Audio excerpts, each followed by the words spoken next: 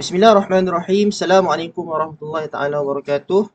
Innal hamdalillah nahmaduhu wa nasta'inuhu wa nastaghfiruh wa na'udzu billahi min shururi anfusina wa min sayyiati a'malina.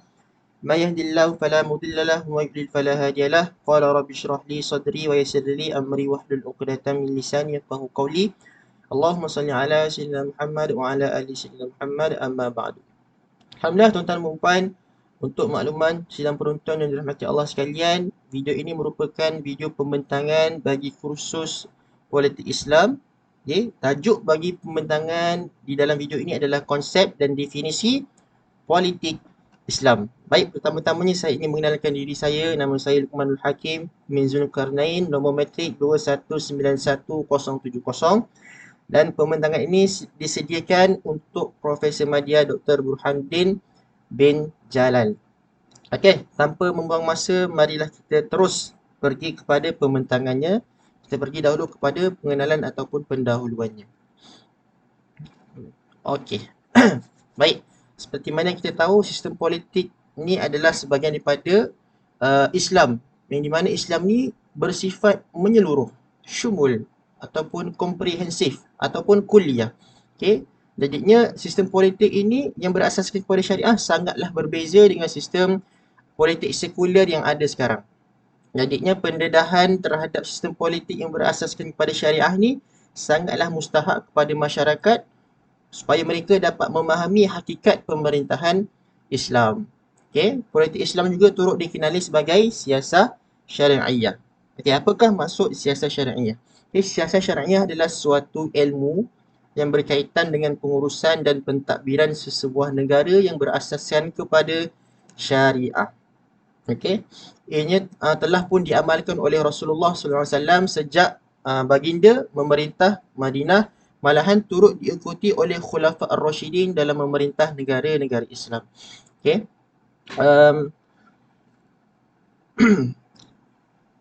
Ini menunjukkan bahawa siasat syariah ini adalah suatu cara memerintah negara yang diberikan Allah kepada pimpinan negara Islam yang menjadikan Al-Quran dan Sunnah sebagai dasar pemerintahannya. Maka di sini jelaslah politik atau siasat itu bermaksud sesuatu perkara ataupun bermaksud mengurusi urusan masyarakat. Okey, kita pergi kepada slide yang seterusnya, iaitu definisi siasat syariah dari segi istilah oleh beberapa ulama yang di mana mereka ada perselisihan lah, sedikit perselisihan.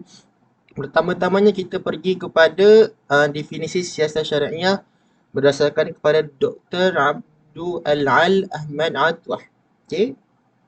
Beliau menyatakan siasat syariah ini adalah tindakan yang diambil, action yang diambil oleh pemerintah berdasarkan maslahah dalam perkara-perkara yang tidak dijelaskan oleh nas secara langsung dan dalam perkara yang berubah-ubah mengikut perubahan masa, tempat dan tuntutan semasa. Okey, kemudian kita pergi pula kepada definisi siasat syariah berdasarkan Abdul Al-Wahhab Al-Khalaf. Beliau menyatakan siasat syariah ini adalah ilmu yang menghuraikan tentang sistem dan undang-undang pentadbiran negara Islam bertepatan dengan dasar Islam. Nampak?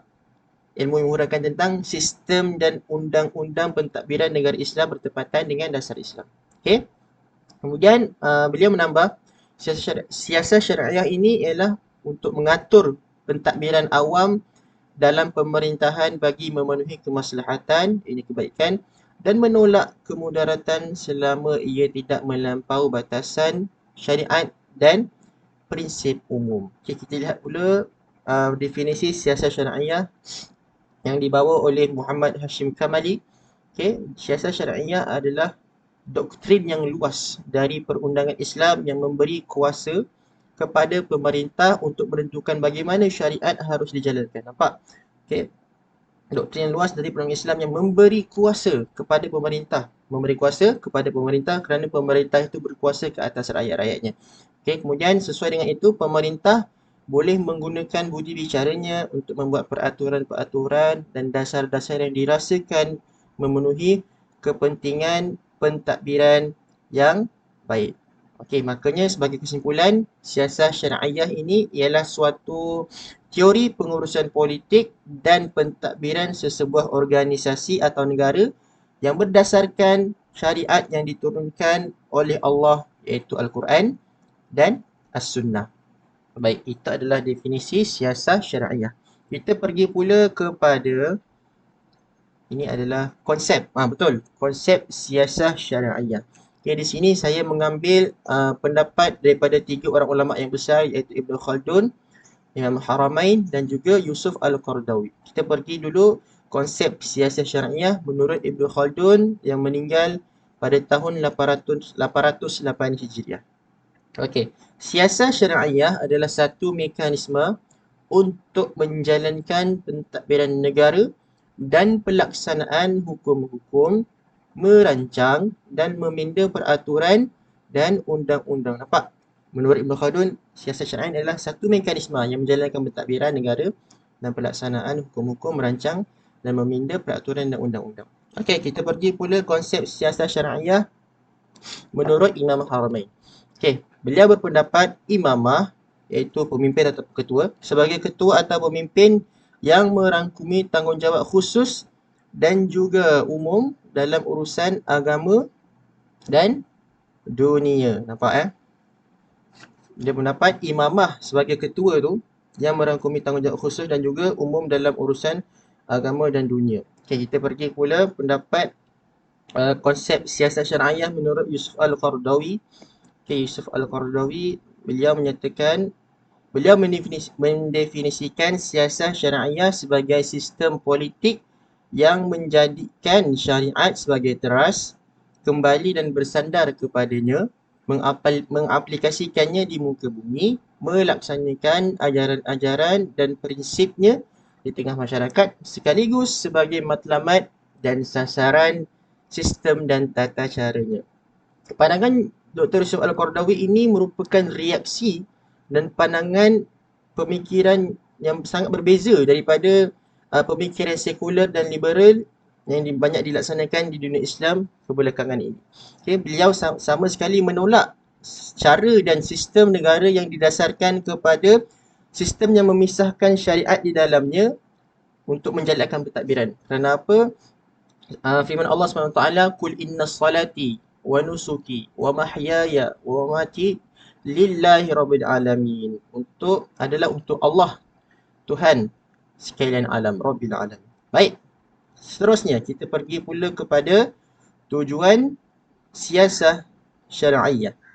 Okay, firman Allah SWT dalam surah Al-Anbiya ayat 107, "Wa ma arsalnaka illa rahmatan lil alamin," dan tidak kami utuskan engkau wahai Muhammad melainkan untuk membawa rahmat ke seluruh alam.